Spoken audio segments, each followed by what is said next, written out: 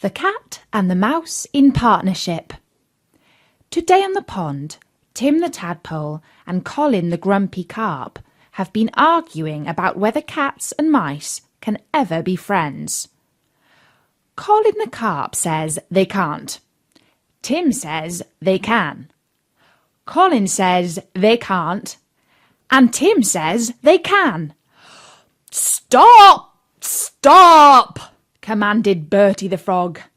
"Let Natasha get on with the story, and then we'll find out." So, I had better begin. A cat got to know a mouse, and spoke so much of the great love and friendship she felt for her, that at last the mouse agreed to live in the same house with her, and to go shares in the housekeeping. "But we must store up food for the winter, or else we shall be hungry," said the cat. "And you, little mouse, cannot venture anywhere in case you run into a trap." This good advice was followed, and a little pot of fat was bought. But they did not know where to put it. At length, after long discussion, the cat said, "I know of no place where it could be better put than in the church. No one will trouble to take it away from there. We will hide it in a corner, and we won't touch it till we really need it." So, the little pot was placed in safety, but it was not long before the cat had a great longing for it, and said to the mouse, "I wanted to tell you, little mouse, that my cousin has a little son, white, with brown spots, and she wants me to be godmother to that little kitten. Let me go out today, and do you take care of the house alone." "Yes, go certainly," replied the mouse. "And when you eat anything good, think of me. I should very much like a drop of the red christening wine." But it was all untrue. The cat had no cousin, and had not been asked to be godmother. She went straight to the church, slunk to the little pot of fat, began to lick it, and licked the top off. Then she took a walk on the roofs of the town, looked at the view, stretched herself out in the sun, and licked her lips whenever she thought of the little pot of fat. As soon as it was evening, she went home again. "Ah, here you are again," said the mouse. "You must certainly have had an enjoyable day." "It went off very well," answered the cat. "What was the child's name?" asked the mouse. "Top off," said the cat dryly. "Top off," echoed the mouse. "It is indeed a wonderful and curious name. Are all the others called Top off in your family?" "What is there odd about it? It is not worse than bread thief, as your godchild is called." Not long after this, another great longing came over the cat. She said to the mouse, "You must again be kind enough to look after the house alone, for I have been asked a second time to be godmother.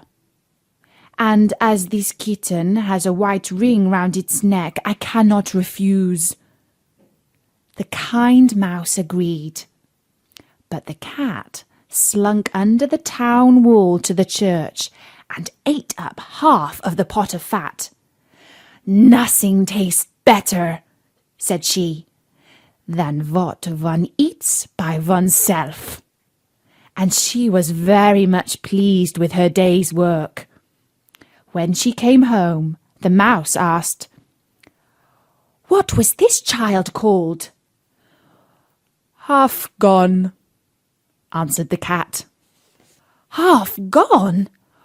What a name! I have never heard it in my life. I don't believe it is in any book. Soon the cat's mouth began to water once more after her licking business. All good things in threes, she said to the mouse. I have again to be godmother. The child is quite black and has very white paws, but not a single white hair on its body. This only happens once in 2 years, so will you let me go out? Top off? Half gone? Repeated the mouse. They are such curious names. They make me very thoughtful. Oh, you sit at home in your dark grey coat and your long tail, said the cat, and you get fanciful. That comes of not going out in the day. The mouse had a good cleaning out while the cat was gone, and made the house tidy, but the greedy cat ate the fat every bit up. When it is all gone, one can be at rest, she said to herself, and at night she came home sleek and satisfied. The mouse asked at once after the third child's name. It won't please you any better, said the cat. He was called Clean Gone. Clean Gone, repeated the mouse. I do not believe that name has been printed any more than the others. Clean Gone. What can it mean? She shook her head, curled herself up, and went to sleep. From this time on, no one asked the cat to be godmother. But when the winter came, and there was nothing to be got outside, the mouse remembered their provision and said, Come, cat, we will go to our pot of fat which we have stored away. It will taste very good. Yes, indeed, answered the cat. It will taste as good to you as if you stretched your thin tongue out of the window. They started off, and when they reached it, they found the pot in its place, but quite empty. Ah, said the mouse, now I know what has happened. It has all come out. You are a true friend to me. You have eaten it all when you stood godmother. First the top off, then half of it gone, then— Will you be quiet? Screamed the cat. Another word, and I will eat you up.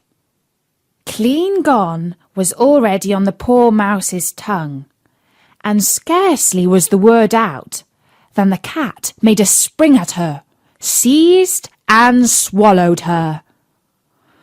You see, that is the way of the world.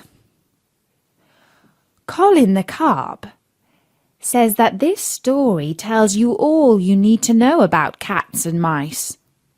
But Tim the Tadpole says that he's still not quite sure if cats and mice can be friends. He'd like to hear the story all over again. Fortunately, I don't have to read it once more for little Tim,